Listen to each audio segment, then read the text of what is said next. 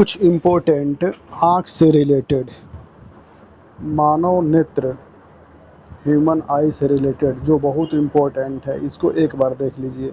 बस 2-3 मिनट का वीडियो है। मानव आँख में किसी वस्तु का प्रतिबिंब कहाँ बनता है? तो इसका सही उत्तर होगा रेटिना पर। मानव का कोई वस्तु जब देखता है तो उसके रेटिना पर जा कर के इमेज बनता है, प्रतिबिंब बनता है। और कैसा प्रतिबिंब बनता है? वास्तविक और उल्टा। कैसा प्रतिबिंब बनता है? वास्तविक और उल्टा। कहाँ प्रतिबिंब बनता है? रेटिना पर, याद रखना।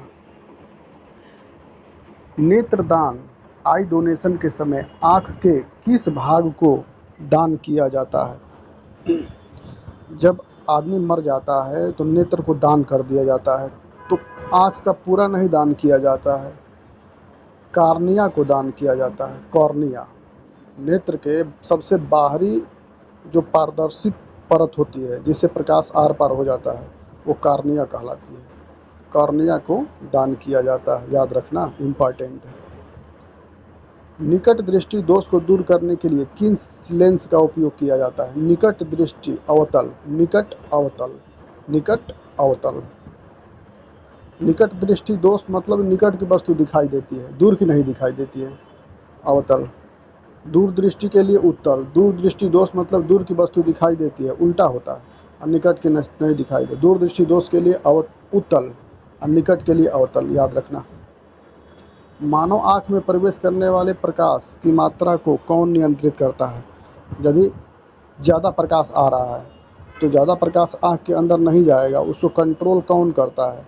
जो अपने काम भर प्रकाश आँख के अंदर जाता है, जितनी ज़रूरत होती है।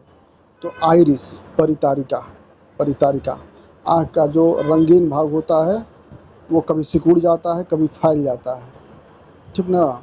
तो परितारिका जो है ना, ज़्यादा धूप होगा ना तो सिकुड़ जाएगा, क्योंकि कम प्रकाश जाए अंदर, और कम रोशनी रहेगा तो फैल जाएगा ताकि अधिक प्रकाश जाए। तो प्रकाश का कंट्रोल परितारिका करती है।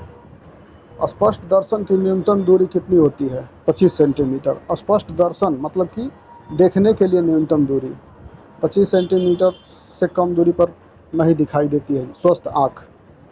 डी बराबर 25 सेंटीमीटर हमेशा याद रखना। डी बराबर हमेशा माइनस में रहेगा, क्योंकि सामने ही ना प्रतिबिंब देखोगे वस्तु, तो डी का वैल्यू हमेशा माइनस में रहता है। दूरदृष्टि दोष से पीड़ित व्यक्ति के चश्मे में कौन सा लेंस लगाया जाता है?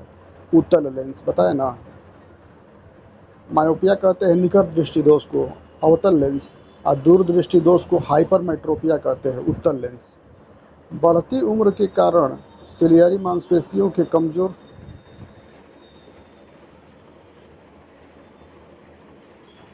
बढ़ती उम्र के कारण सिलियरी मांसपेशियों के कमज़ोर होने से कौन सा दृष्टि दोष होता है? तो उसको कहते हैं जरा दृष्टि दोष। तो ये इम्पॉर्टेंट था, इसको देख लेना बढ़िया से 2 बार।